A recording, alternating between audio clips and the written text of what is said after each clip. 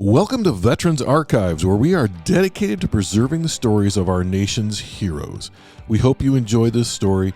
Be sure to hit that subscribe button, like and share our videos.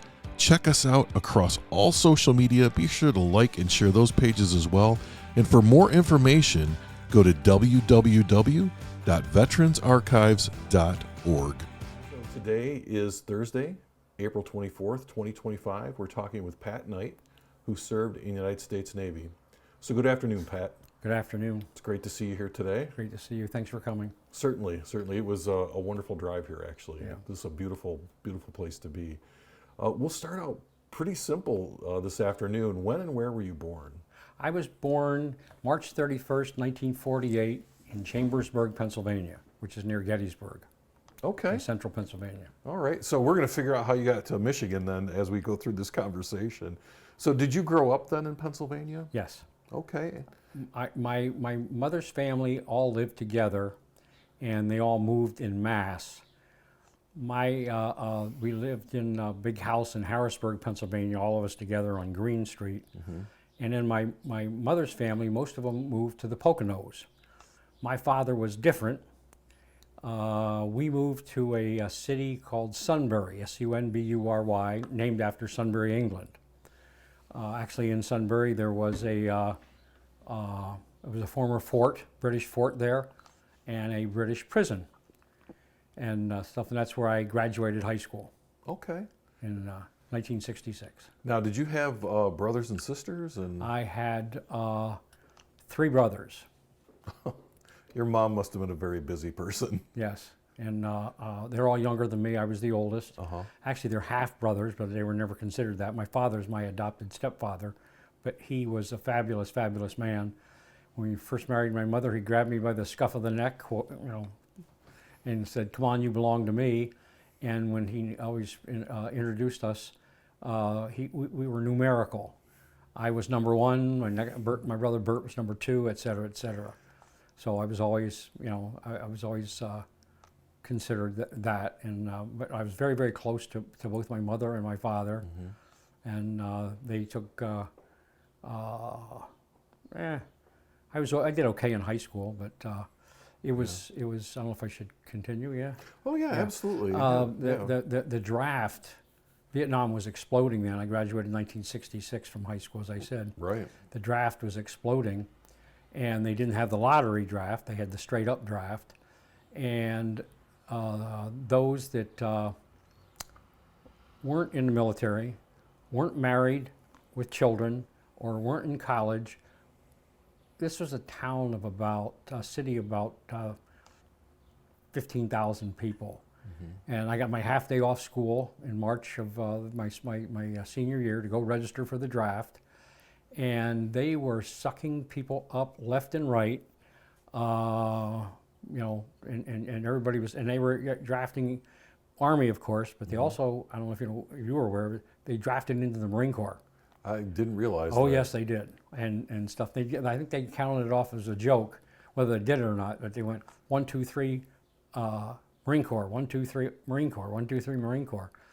And so I enlisted in the Navy to take care of and probably, go to school and stuff like this, but I was having trouble with a girl when I was growing up, and I enlisted in the Navy with the promise of nothing. I knew everything,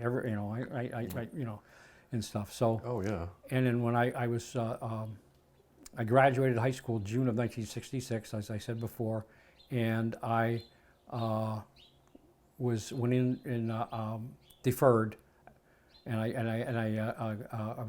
went on. Reserve duty until December, and I got sent to Great Lakes Naval Training Center in 4 days before Christmas.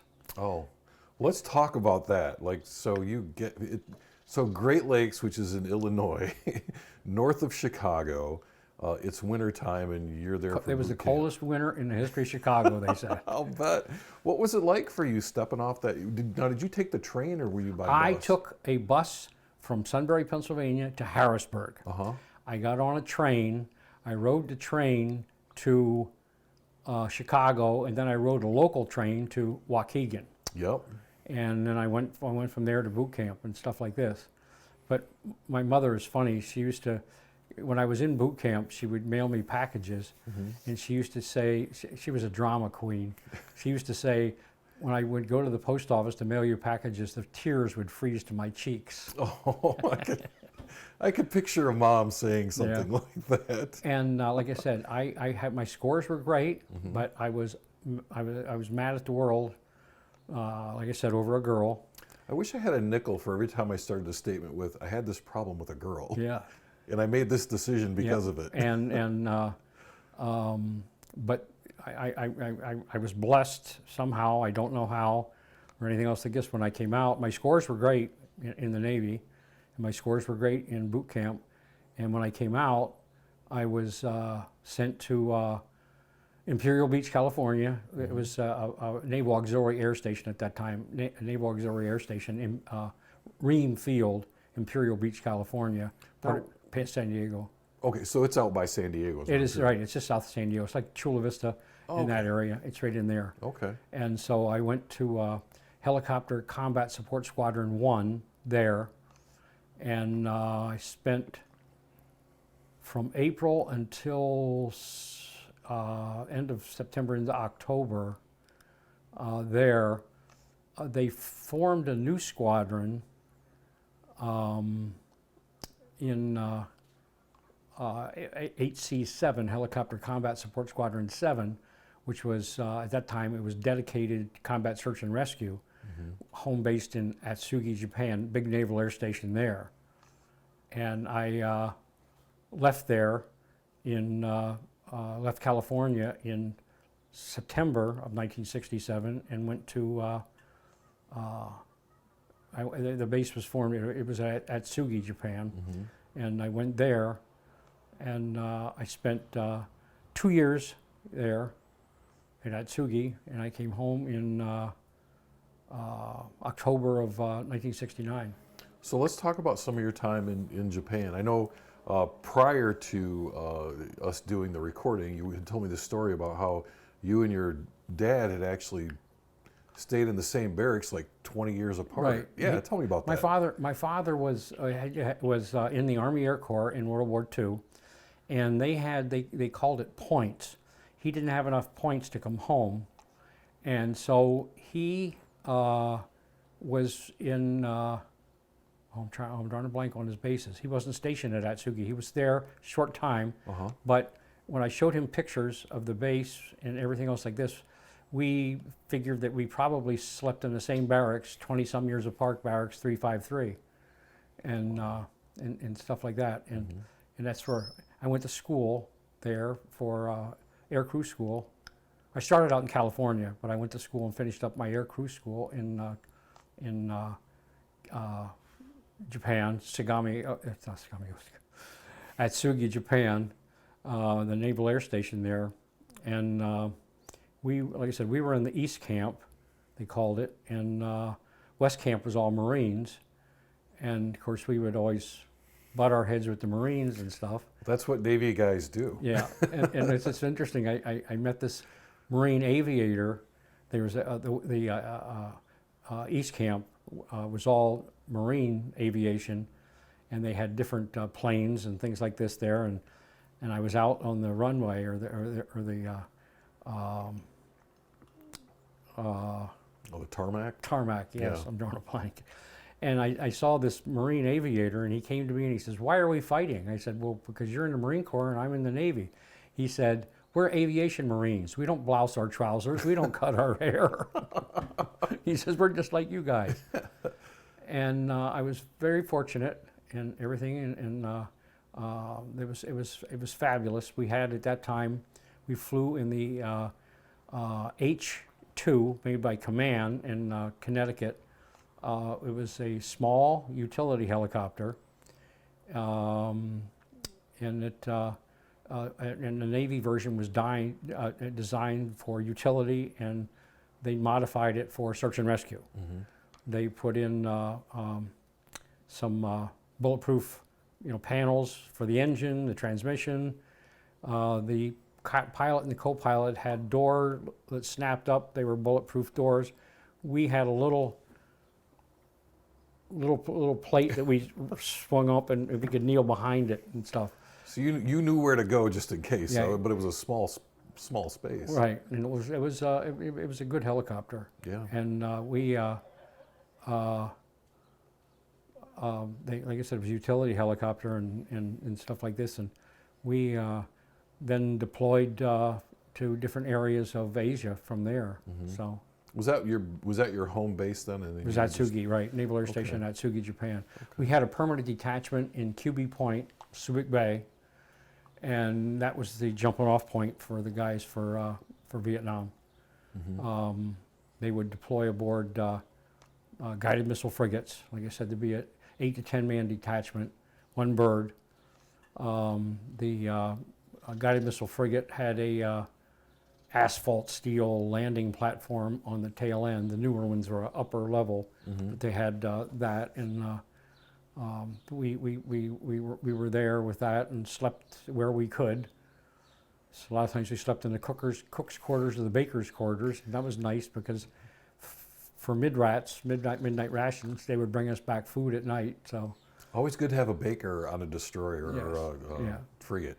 yeah, this was nice. We liked it a lot, and we were very, very close, obviously, to our pilots. We weren't considered like officers and enlisted men. We were considered a crew.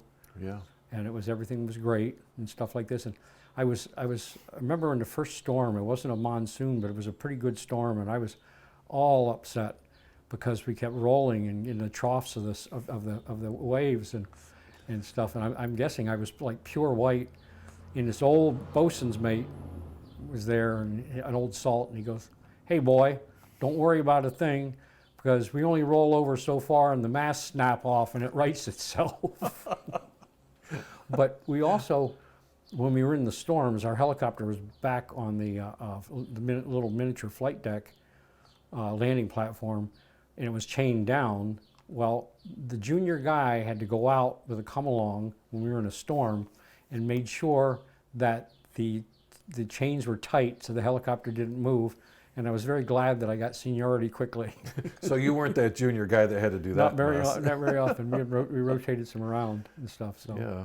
So what was your? So you were an air crewman, but what was like your specific job? I was an aviation structural mechanic, an AMS, but I never worked in my rate because I flew. Okay. And I had my NECs were both flight NECs and stuff, and it was like it was air crew plus then it was combat search and rescue with the two NECs. So you went to that SAR school then, the search and rescue school, or? Yes, I went to that, but then there was a different one. They came out later with SEER school.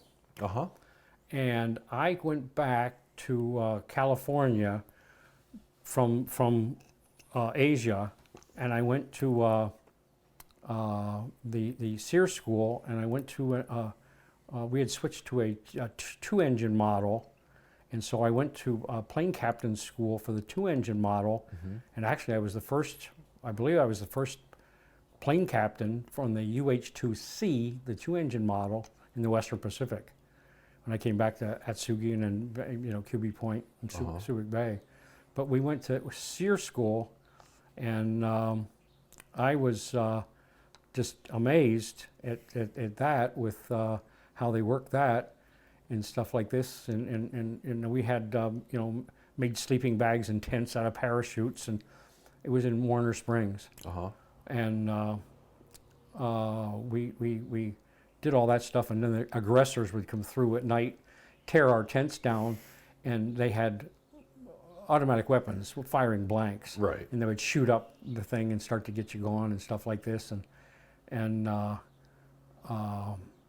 we went there, and they there was a series where we had navigation, and we were taught to navigate, and so we could find our way in case we were shot down. And there was a fresh officer, I put it that way, who knew more than anybody. Of course. And we were going back, and we went down, and there's this barbed wire there. And they said in the thing, don't, in the briefing, don't cross the barbed wire. And I told this officer that. And he said, I'm a commissioned officer. You do what I say.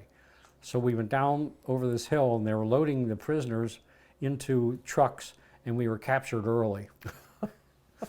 So we were there early and in the compound, and they put us in black boxes, and they would have us kneel and cross our legs and kneel and bend over, and they were like plywood, stuff like this, boxes. They had different ones there.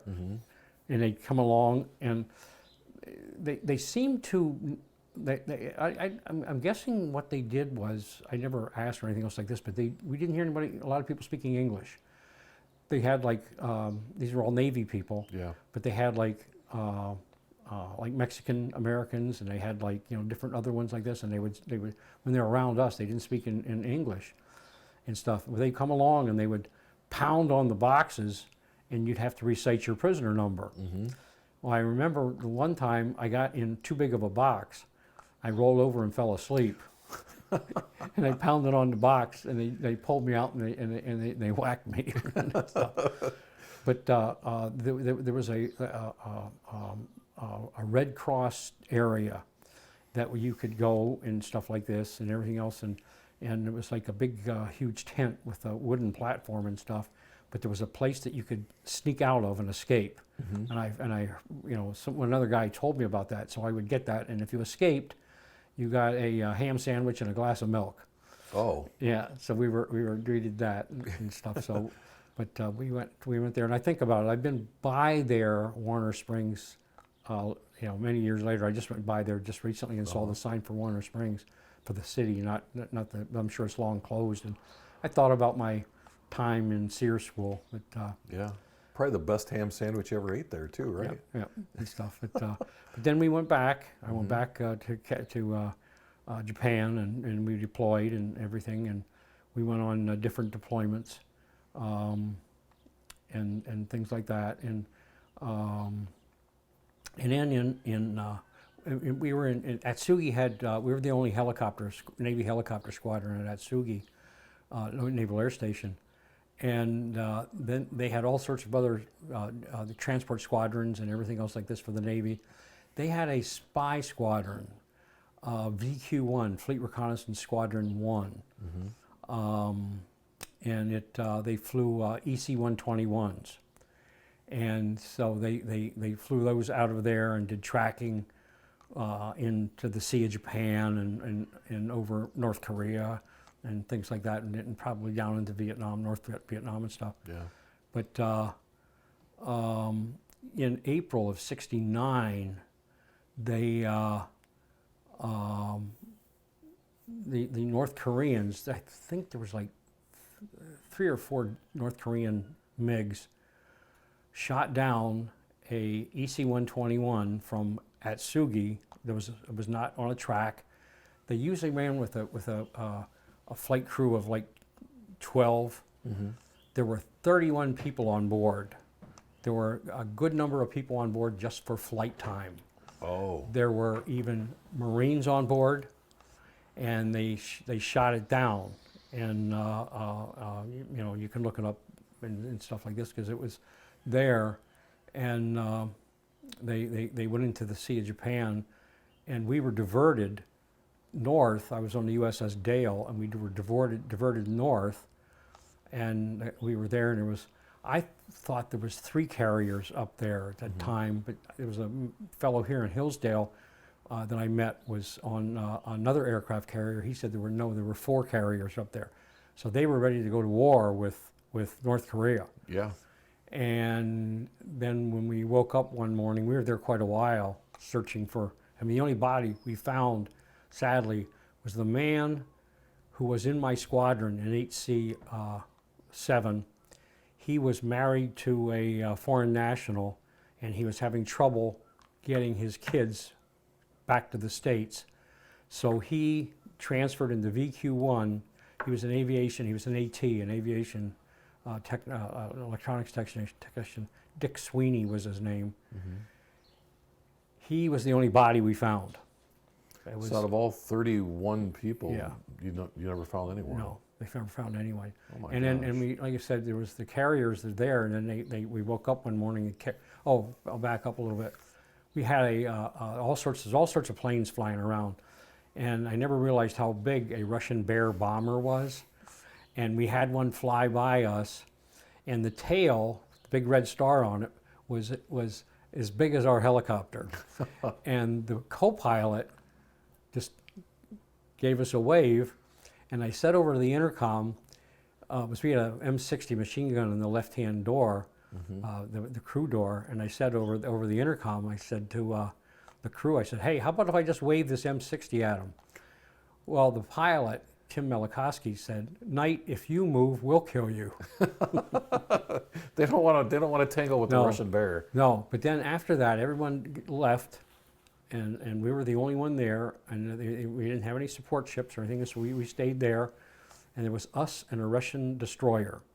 The Russian destroyer would go back into port every night at Vladivostok, at that far south end. So you were close. Yeah. We were up at the north end of North Korea and stuff, and then we would follow them in, and then follow them back out, and we refueled.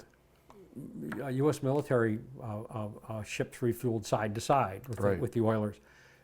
They refueled end to end. When we refueled, they would pull behind us and act as a lifeguard in case someone fell overboard or something like this. When they refueled, we pulled behind them and acted as a lifeguard. Well, that's nice. Little detente back in the 60s. So yeah, when we were there and stuff like this, but we were quite the HC-7 was quite a busy squadron. They made just under. They were there from 1967, as I said, in late summer, and they came back to the States, and they were decommissioned in '75 when Saigon fell back to the communists. I was long gone. I left in 1969. I was there 2 years. Right. But they made I think it was 148 rescues out of North Vietnam in the area, waters and stuff. But it was good duty, very good duty. The camaraderie was unbelievable with the men. Yeah, you got to have when you're doing that kind of work, you got to have those kind of friendships. Oh, we were right? tight, and there was no such thing as, you did treat them with respect, but there was no such thing as officers and enlisted men, because we were all together. Right. And stuff, and like I said, we flew, and had we had a good time, and stuff like that, and off duty, we went back to the Philippines or back to Japan. Of course, then you treated them with respect and everything. But it was real good duty. I remember once back up in Japan, anyone could fly left seat in a helicopter. You can have a enlisted man. So I was dragged out of my bunk, out of my rack, on a Sunday morning by an officer I knew very well. And he wanted me to fly with him. So I had thought he needed flight time, for the month and stuff. Normally they don't. Well, I can't remember if it was his girlfriend or his wife was there. She was, he knew I was from, my family lived in New Hampshire. His wife or girlfriend, whatever she was in the I think she was Miss New Hampshire. Oh. And so he took her on the helicopter. When we were airborne, he had me leave and go in the back. We were in the H-2, and had his girlfriend come up and sit in the co-pilot seat in the left seat. And so we flew just around the base and stuff like that. And then we got back and we changed and stuff. So it's always interesting. I have a lot of, funny stories. Oh yeah, a lot of good memories from from there. Did you guys fly a lot of search and rescue missions then while you were there? Yes. Okay, so it was. Yeah, we like you said, we went to.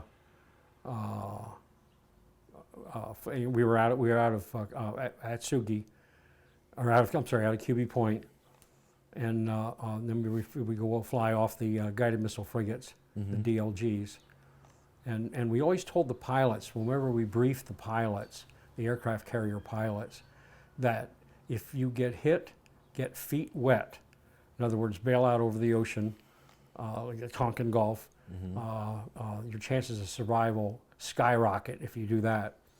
So we always had 2 crewmen, like I said, we were in a small helicopter. First crewman stayed in the helicopter, maintained radio contact, the hoist, and the M60 machine gun on the left-hand door. Plus we had a rack of one shoulder-mounted M60 and then some M16s on the right-hand side, and everyone had, 45 and stuff like this with them. But we always had a guy that was always dressed as a swimmer. He had, the big swim fins, ocean-going swim fins, and a mask, and a vest. The vest had a small flotation thing in it, had a D-ring in it that you could hook up yourself to the, to when you got the pilot, and a big K-bar knife, and of course the little CO bottles and stuff. And it's interesting, later on, we had a guy, he's dead now, Phil Poisson was his name, ran the reunion association for my overseas helicopter squadron. Phil Poisson lived in San Diego, put out to everyone, did anyone have this swimmer's vest? They wanted to put it on display. And my wife said, isn't that what the kids used to play with when we lived in Riverview?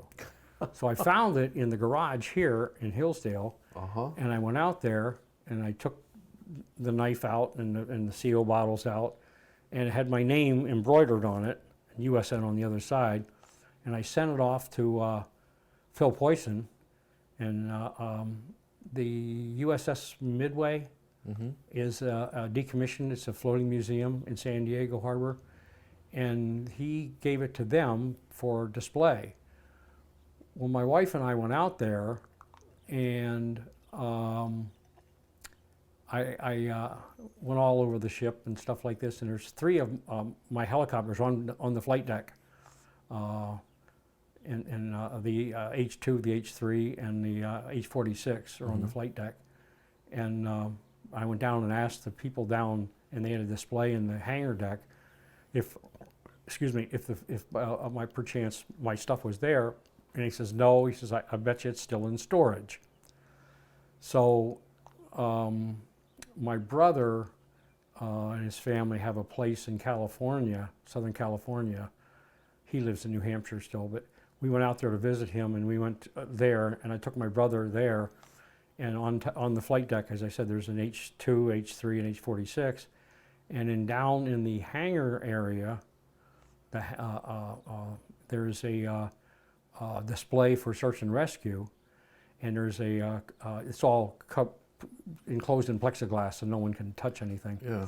And there's my first skipper's coffee mug, and there's a copy of the Medal of Honor certificate from one of our pilots, Clyde Lassen, that won the Medal of Honor, and there's some other things there and everything else. And over in this other side, there's this enclosed area where is this swimmer's vest, but it's turned around so you can't see my name on it, whatever, for whatever reason. So, but it's there. So your vest lives on. 15 seconds of fame. There you go. So when I go out there, when I go to California, I'm gonna go see your vest. Yeah, see it's Lloyd Parthamer's coffee cup and everything, and like I said, there's and Clyde Lassen. He was just such a nice man. Died of cancer later in life down in Florida, not service related. Yeah. But yeah, it was nice, and like I said, I love flying, and it was just really great. We as I told you before, we even got to fly Bob Hope. Yeah. So I think before we leave Vietnam, you need to tell me what's this Bob Hope story all about. I shared a house out in Japan in the what they call the Japanese economy with a fellow who was in charge of assigning all enlisted crewmen throughout the squadron, and he and I were best friends. And so when they brought the time came up to fly Bob Hope, we flew him, of course, in the H-46. And as I said before, I was a first crewman in the H-2. I wasn't a first crewman in the H-46, but anyone can fly second crewman. And so I got to fly Bob Hope in 1968. And he was such a nice man. And most Hollywood stars, you know, their kids didn't go in the military. Right. But Bob Hope and his wife Dorothy, their children were all adopted. And his son Kelly, I think that was his middle name, it wasn't his first name, Kelly Hope was a Navy corpsman. And he was at a time stationed at the big Army hospital in Zama, Japan. And so, you know, we were assigned to fly Bob Hope. And we were there, and Jerry Colonna and Martha Ray and Anne Margaret and a bunch of them. I can't remember all the stars that were there. Anne Margaret's the only one that matters to me. Yeah, and stuff. And they were all dancing on the flight deck with them and stuff like this. And it was just fabulous. And then, as you know, at the shows, all the wounded sat in the front row. Yeah. Well, we sat to the right or to the left. There's four of us: pilot, co-pilot, 2 enlisted flyers, and we were there at his shows and stuff like this. But later on in life, and we were living out here in Hillsdale, my 2 adult children bought me the DVDs, Bob Hope, the Vietnam Years. And second DVD, in comes this H-46 helicopter, number 50, with my squadron's emblem on it, with some goofy guy hanging out the front door window. No. So there's my 15 seconds of fame. Yeah. But he was, like I said, so nice to us. The first stop we made, we got out of the helicopter, he had the stars line up, and he took us down and introduced us to every single star. And we just felt like we were something special, and he made us feel so great. And he was such a nice man. Well, that's a great experience. Yeah. Yeah. Because sometimes you meet people like that and they're not so nice, but it sounds like this was. Oh, Bob Hope was just fabulous. Yeah. And all the entertainers were there. They were really good people and stuff like this. And it's interesting. We had parachute riggers were the guys who did all of our sewing for us. And my name tag, my leather name tag, on my flight jacket, and then the ones on Velcro that I had on my flight suits. They had my they had Aircrew wings on it, and had at that time I was just an airman, AN, but it said P Knight on it. And there was an incident that happened in the Philippines, and I kind of saved this one parachute rigger's butt for something. And he told me, anything you want, you got it. And I said, you know something, I'd like my name tag to say Pat Knight, not P Knight. So I did that. And I'm helping one of the stars off the down the steps of the 46. Yeah. And she grabbed me by my shoulders and gave me a big smooch, a big kiss, and asked me, Pat Knight, how have you been? I thought she remembered me from before. And I showed this and told this story years later when I was in the police department in Riverview. And I had some police over and stuff like this. And I told them this story, and they said, hey, blankety blank, she didn't remember you. She read your name tag. Burst my bubble. All those years you were believing the wrong thing. So you burst my bubble. Yeah. So you were in for how many years then? 2? I was in the Navy for just under 4 years. I was 3 years, 9 months. I got an early out in September of 70. Because I was registered to go to the University of New Hampshire. Okay. And stuff. So I got early out. So I spent, 3 years in multiple months, in active duty. Of course, 2 years in active duty and stuff. But and if it hadn't been for the Navy, I wouldn't be sitting here. My wife is from Wyandotte, Michigan. She was going to Western Michigan University at the time. And her and her girlfriend, both from Wyandotte, and they went to Western, went out to California, to Imperial Beach in San Diego area, to see her sister-in-law, who was her best friend in Wyandotte High School. Her brother was in the Navy. He was on the USS Bonhomme Richard, the aircraft carrier. Yeah. He did catapults. And I met my future wife on a blind date in Imperial Beach, California.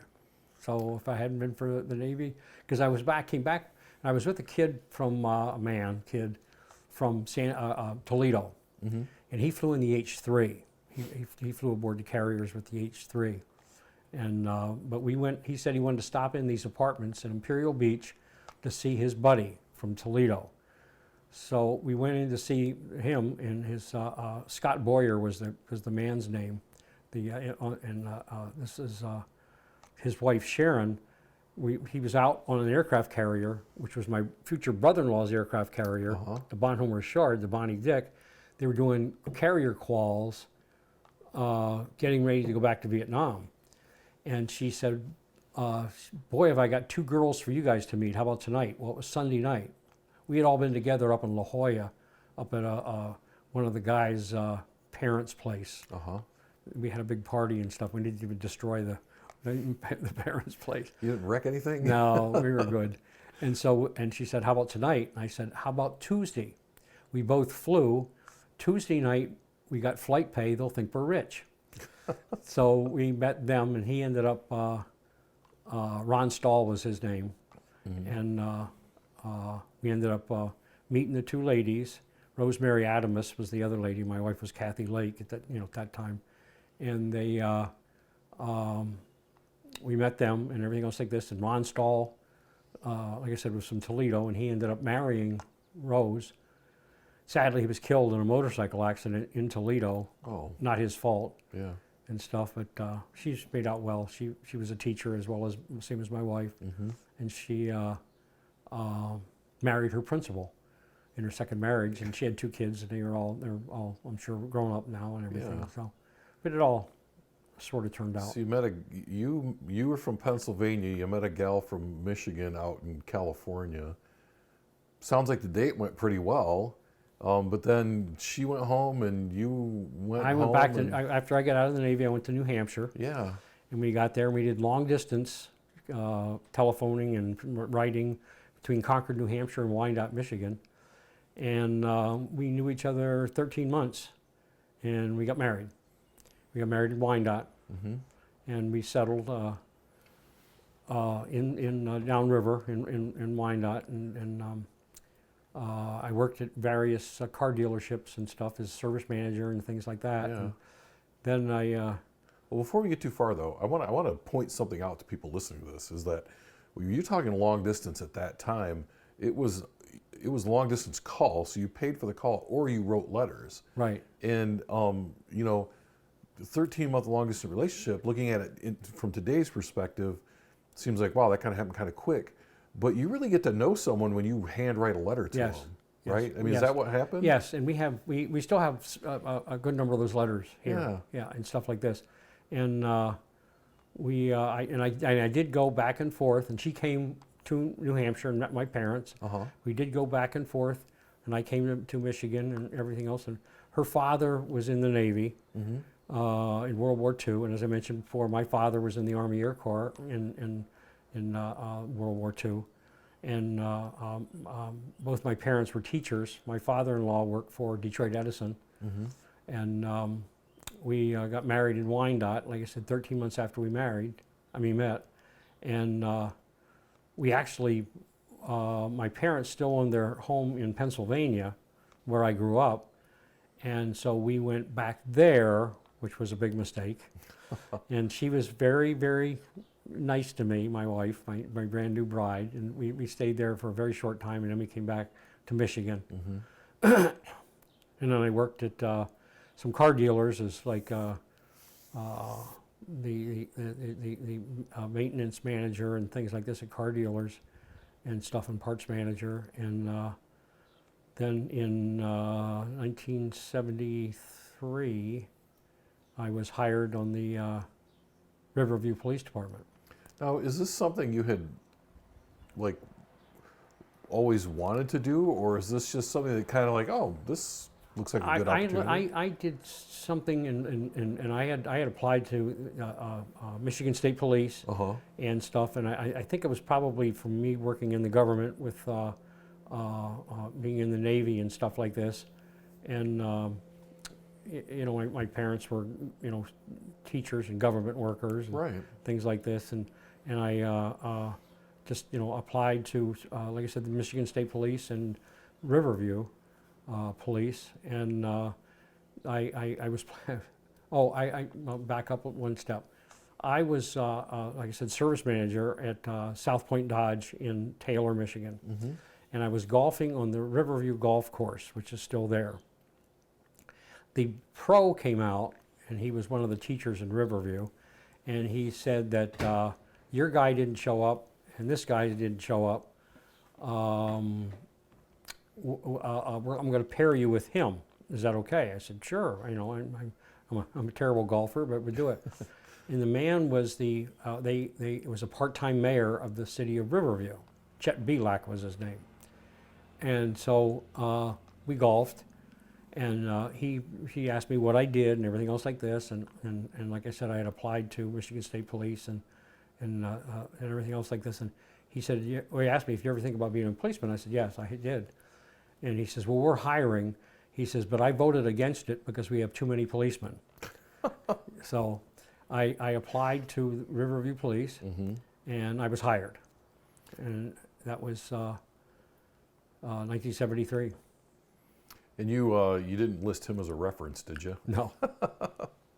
So and you worked there for how long? 32 years. Oh gosh, so you had Right. quite a career. Right, and I retired as chief of police. As I joke with people, I should have stayed in the union. I've heard that story. Politicians from a lot drove of me people. crazy. Yeah. But I loved it. I did everything. I from patrol work to all the way up to chief of police. I did. I worked in traffic for many years. Ran the traffic bureau, as they called it. I was just a patrolman, but I did all the school programs and things like that. And it was interesting and stuff. I worked in the detective bureau, and then I worked like I said, worked the road as a for a short while. They rotated shifts every 7 days, so it got tough on you and your body, tough on you and your family and stuff. But I worked for the 32 years. I probably worked the majority of them straight day shift with the detective bureau and things like that. And I things came back around. I mean, always, you know, good stuff for me. I, you know, was there and stuff like this, and then we had I worked all the. I was in charge of the auxiliary police, as I said before, so I went to all the basketball games, football games, and things like that. And they had a Catholic high school in Riverview. They did not have their own football field. They utilized Riverview's public school football field. So I took my auxiliary police and I went to their games and worked their games. Well, I was in, you know, of the opinion that you know, you're nice to people and stuff, especially kids. If you caught kids doing something, you didn't lock them up. You kicked them in the butt. It's a small town, so you contacted their parents and stuff. Everybody knows everybody. Yeah, and if you caught kids with beer, you make them pour it out, and, you know, and rant and rave and scream at them. And I went through non-Hodgkin's lymphoma. Okay, I'm cured. Here in Michigan, at Henry Ford Jackson, Henry Ford Allegiance, and I was getting some very nasty. I had, you know, I said non-Hodgkin's lymphoma, very nasty chemotherapy because my cancer was very fast growing, and so I was about to get my first chemo infusion. I'm lying on the table, and this infusion nurse is there, and she's about to poke me with this needle with R-CHOP, and that's the acronym for all this stuff. Yeah. And it was like nasty stuff. I could not kiss my wife for a number of days. Whenever this is gross, but I urinated. My urinated orange. I couldn't even let my dog lick me because the stuff radiated through my skin. Right. But this nurse leans down and looks at me, and she said, "I know you. I remember you. You made us pour our beer out." She was from Roselle, Michigan, went to Gabriel Richard High School, and I caught him in the parking lot with beer, I guess, and made them pour it out and kicked their butts and sent them home to their parents.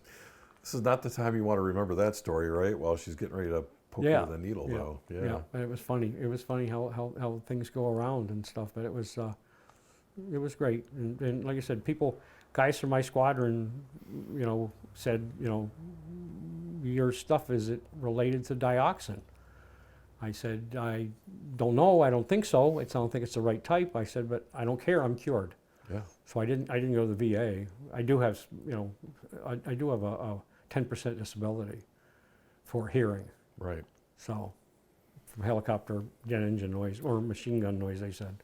So you went through your cancer treatment while you were still a police officer then, or No, we were out here. I was retired. Oh, okay. Yeah. Well, I do want to ask you a question about your time because, a lot of my family friends are police officers. In fact, I worked part-time for a while, and cops have a million stories, and we don't have time for a million stories. But I would like to know, like, when you think back on your time doing police work, what's like maybe one or two things that really like stick out in your mind that you're either proud of or that just something that you remember when you think back on that time? Well, I was very, very proud to do, and like I said, work with the kids and work with the people and stuff like this. And I had very, very close ties, not just because my wife was a teacher, very close ties to the school district and everything else like this. But Riverview was just a fabulous, fabulous place to work. Mm-hmm. But in those days, it was Michigan state law that police officers had to live in the city they served. So that helped me out tremendously, being from Pennsylvania and not being from downriver in Riverview. So you got to know everyone. Yeah. And it was, when I retired, they had a retirement party for me. I was very thankful for that. I had well over 200 people come to my retirement party. I had, of course, federal law enforcement, state law enforcement, county, local, my own people come, and stuff like this. But the amount of citizens, especially older people from the downriver area that paid $25 a ticket to come to my retirement party, I stood at the podium and I cried.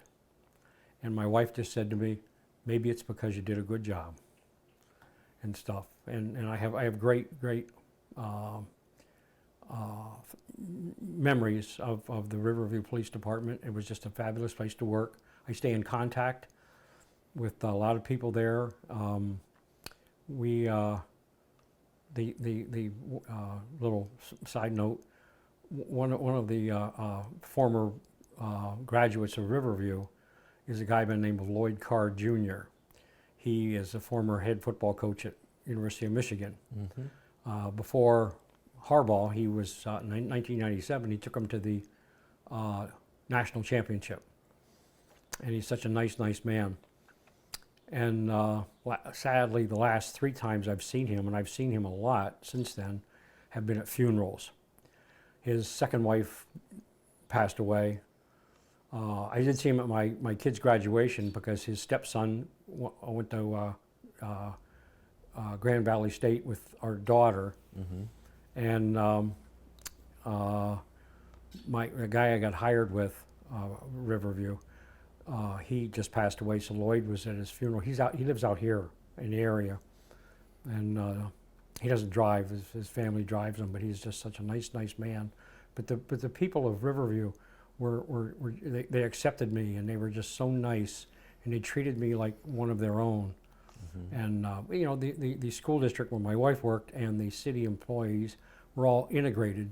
We were in the same credit union and things like that. And I forgot all about it, but just before I retired as a police officer, I was named Police Officer of the Year, and they had the awards ceremony where I got the thing around my neck and stuff because I just found the DVD downstairs.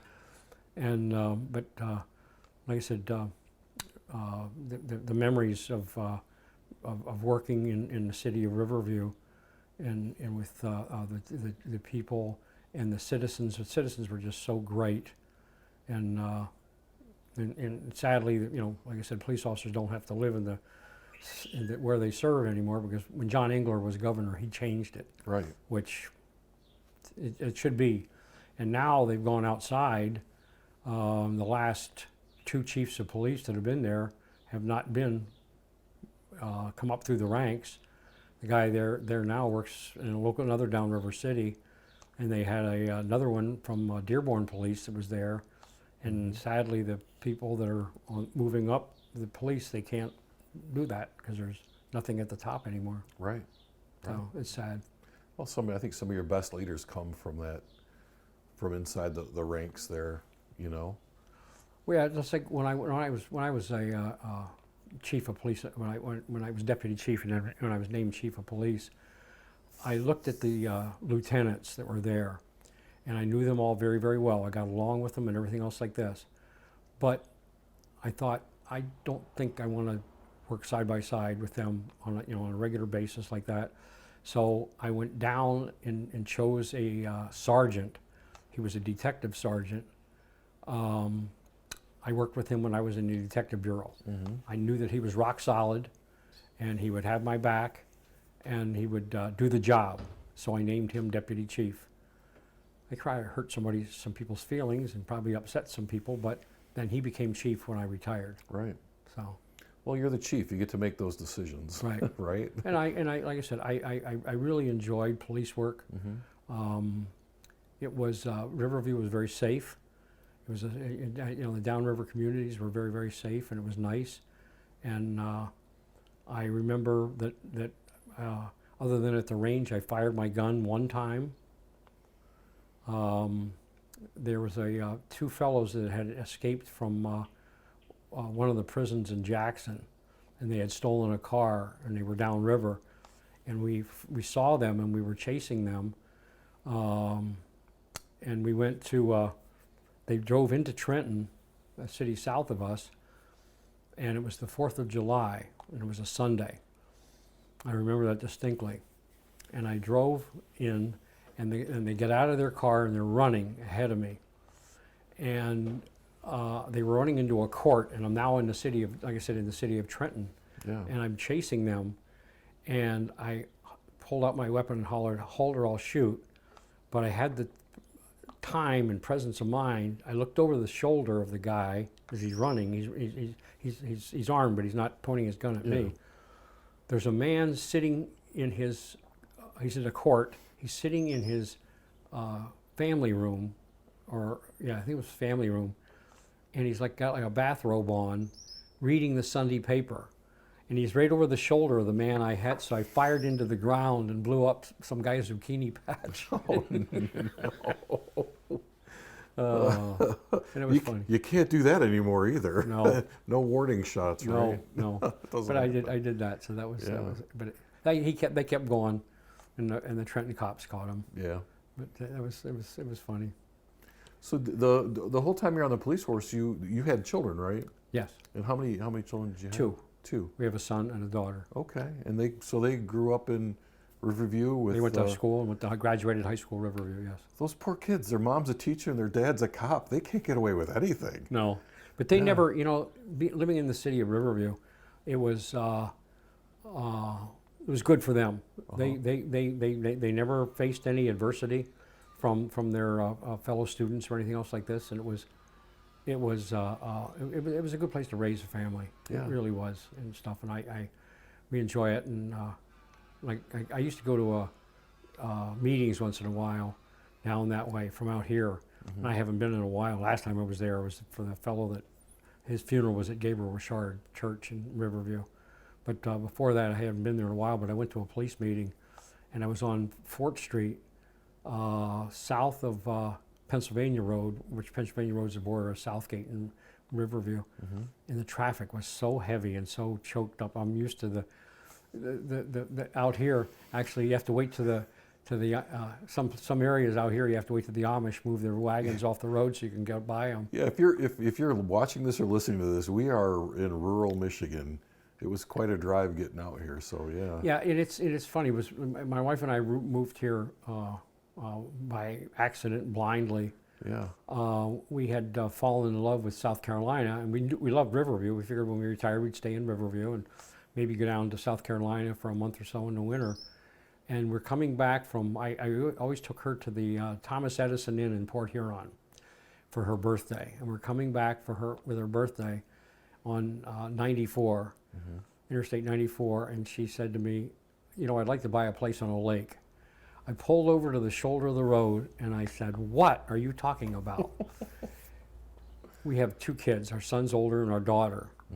We're very, very close to our family. And our daughter, actually, to this day, is one of my wife's best friends, if not her best friend. She was pregnant with our first grandchild. Oh. We are going nowhere. So, Right. we made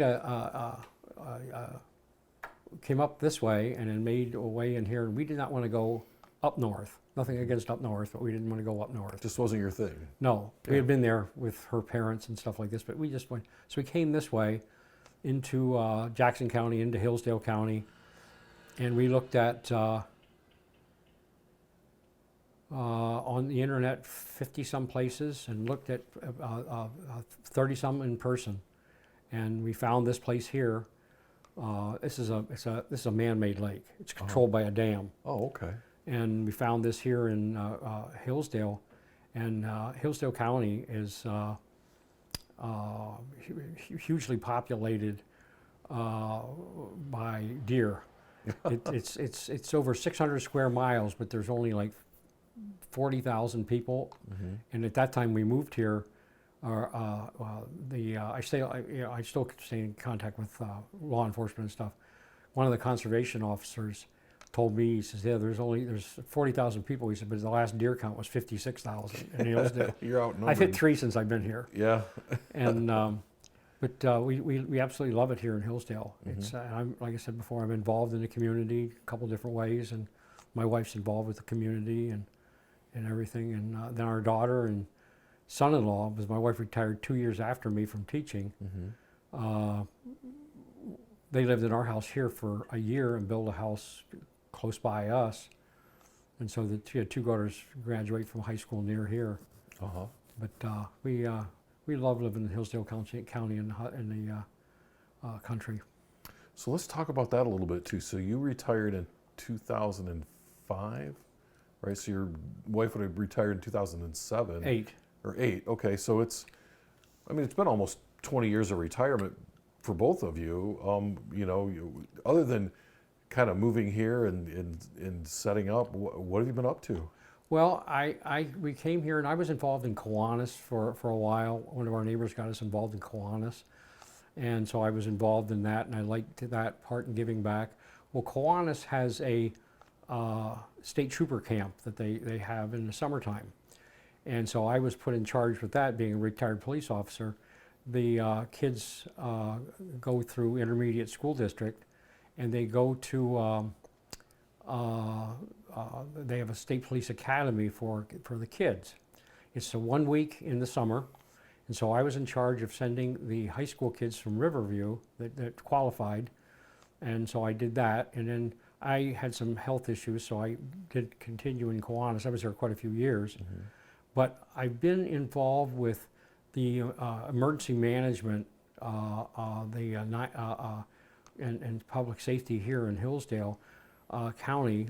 It's a 911 board, they call it, and I've been involved in that for 18 years. And so we have a monthly meeting. I had one yesterday, and they meet with all the public safety. There's police, fire, and ambulance people there, and then there's some civilians like myself who have had connections with police or fire and things like that. And my wife, she wasn't doing it so much now, but she was involved with the Hillsdale County Foundation and some other people here with Student of the Year scholarships for the county. High school Kind of kids. stayed in education, though. Yes. Yeah. And then we go to the perennial park, the Hillsdale County Senior Center, and we go there to exercise, and they have a very, very nice place. They have a state-of-the-art exercise area downstairs and everything. And they had some issues with some county commissioners they wanted to cut funding back for the senior center, even though they were on a 14-year millage and they couldn't. They're nice people, the county commissioners, but they didn't understand. They thought that the county, that the Hillsdale County Perennial Park was just Meals on Wheels. It didn't provide other things, food, and you know, they have in the gymnasium, and they're gonna build a walking track and things like this. And so I went, and they were meeting with the former director of the Hillsdale County Senior Center, and they asked a couple of people to come and speak there because the county commissioners were there. And like I said, the county commissioners really didn't have a clue of what they did. They thought that it was just Meals on Wheels, and so I got up and spoke and talked to them, and there was another retired doctor that was there. He's a good friend. Actually, his daughter was the director of the Perennial Park at that time, and they got up and spoke and stuff like this. And so, like a week or so later, I had one of they had changed the hierarchy, and one of the new assistant director came to me and asked me, said, "We'd like you to get on the board because we have an opening for Perennial Park."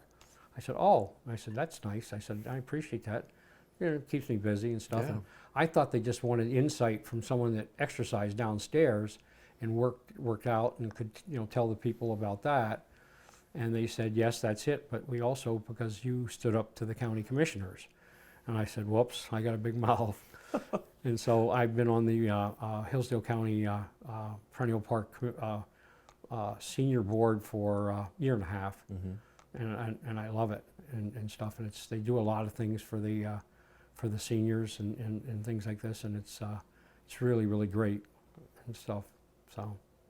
So really, I mean, if you think about it, your life has been service to your country, to your community, to whatever community you're in. You've continued that service Right. Throughout. And in the county and just the community that I give to them, but they give back as well. Yeah. And I feel blessed that they do and everything else like this. And there's a wide variety of people that are on the senior center board. There's bankers. There's they have one county commissioner, just a new one now. They have you know, different other people through the community, you know, different areas and stuff like this. And it's really nice, and it's good for the people. And they have a vision to do a lot of different things, to build some housing units out at Perennial Park, and like I said, put a walking track in. They have a fabulous exercise area. They have they have fundraisers for new exercise equipment. They have called Subs for Fun, and so you buy subs. So my wife and I both, you know, we of course participate and buy subs, and people go make subs up, and you go pick them up and you eat them, but all the profits goes to purchasing new equipment and things like that. So it's great. Yeah, that's really nice, actually. It's a nice facility for the citizens. Right. So do you think you'll ever actually retire? No. You're just going to keep doing stuff? I like it. And, you know, like I said, I try to go to the senior center. I was going to go this morning, but I just been too busy. Yeah. I just graduated from the physical therapy, as I said before, with my hip replacement. So I just got back into it. And I try to go 3 days a week. And I said, my wife goes, and she also does cardio drumming as well as exercising and stuff, and she does that. And they have fabulous programs there and stuff like this, and they have different things. And every one of the people that work downstairs are certified trainers, so they know all the equipment. And if you have any questions or have issues or anything else like this, they're there to help you and stuff. So it's a neat facility and stuff, and it's just so fabulous. You know, out in the country, it's a jewel. You know, it's a gem. Yeah, I think it'd be very easy to be out in the country and not do anything because there's just nothing to do. So it sounds like you guys have created a great space for that. Yeah, they're good. And as I said, we retired, to the lake here and stuff. And actually, this house was only a couple years old, And the people we bought from, sadly, the lady just died. Her husband died a while ago. They were elderly. The lot next door went for sale, but we've been here 20 years. Yeah. And he felt closed in that somebody was going to buy the lot and build. And these people built it probably about 7 years ago. Uh-huh. But still, there's space between us and everything. And they're fabulous neighbors. And people next door on the other side, they are still working. They live in the downriver area. They're going to retire soon. But they're fabulous people too. But there's great people, residents on the lake. Mm-hmm. So it's nice. They do a lot of things like fishing derbies and junk like this here and stuff. So Always something to do. Yep. Yeah. Well, we've talked about a lot of things. We've covered everything from being born and growing up in Pennsylvania to the blind date that changed everything. And now you're retired, but you're not retired. You've lived quite a great life. You have children and grandchildren, and maybe you're inching up into that great-grandchildren Not area yet. at some point. Not yet. no, we have the oldest girl is 22. She's or 21. She's up at Northern Michigan University, and she's there. And we have two that are graduating high school this year. Yeah. One here and one in Grand Rapids. The one in here is going to go to Grand Valley State, where her parents went and her uncle went, and the other one is going to college in the Grand Rapids area. And then we have one that's just entering high school. So Wow, that's fantastic. yeah, so we got we got lots of kids and stuff like this, and both our son and our daughter are in the medical field and stuff. So they're there, and we're Yeah, we're they're proud. Serving as well. Yeah, Yeah. we're proud of them and everything else like this. And my wife keeps me in line. Yeah. It keeps me straight. And the whip marks I have on my back are tremendous. So how long have you been married then? I didn't do the math. 53 years. 53 years. That's, No, 54 years. My apologies. Don't want to get that wrong. 1971. We got Yeah. married 54 years. We were Okay. both very young. We got married, and 54 years, and we celebrated our 50th with a big celebration with the kids and everything else. And we do a lot of things. I have two brothers. One had passed away in 2001. The one next to me, and I have a brother in New Hampshire. I have a brother in Wisconsin, and we very, very close. My brothers have been here. Like I said before, my brother, his wife inherited the place out in California, and so we meet out there a lot of times and go there. And my brother took us to San Diego because we had told him about the USS Midway, Yeah. and he wanted to see it. He's my younger brother now, and I thought it was like an hour away. It wasn't. It's 3 hours away, and my brother drove, and I felt so terrible. But we went there, and he was very happy to see, the aircraft carrier, which I wasn't stationed on an aircraft carrier, Yeah. but very happy to see the ship and my helicopters and everything else like this. So, but we're very close to my brothers and my nieces and nephews and our children and grandchildren. My wife is on the phone with our daughter on a constant basis. We text back and forth on a constant basis, and everything else like this. And our son and daughter have been here a lot. So That's great. That's great. So, as we kind of wrap up our conversation this afternoon, there's always one question that I ask everyone, and that is, looking back on your life, if someone's listening to this years from now, the dog wants to talk too. Years from now, so what message would you have for people? life is great. Like I said, I've been through some medical issues, and things like that, but I'm blessed. Family is great. It's absolutely fabulous and things like this. And but life is what you make of it. And you can't get down. There's bumps in the road, but you always have to pick yourself up, by your bootstraps and keep on moving, for health reasons or any other kind of reason and stuff like this. And like I said, I've been blessed because I have a family that's so supportive of me and supportive of all of us together that, we know, but my extended family as well, my mother's side of the family especially, I get, electronic birthday cards from, I have I have 2 uncles and 1 aunt on my mother's side are still alive. And I talk to them, through electronically, or I'll call them and stuff. And then I have a cousin, who's my cousin, my first cousin, but he's our son's age, stuff. And he's been here and stuff like this. He lives in the Poconos in Pennsylvania. He worked in the car design industry. And so he comes out and goes to, like, a lot of times to the Detroit Car Show and stuff. And so he's come here a number of times. And I've had my one aunt and uncle they live now in the Adirondacks in upstate New York. Yeah.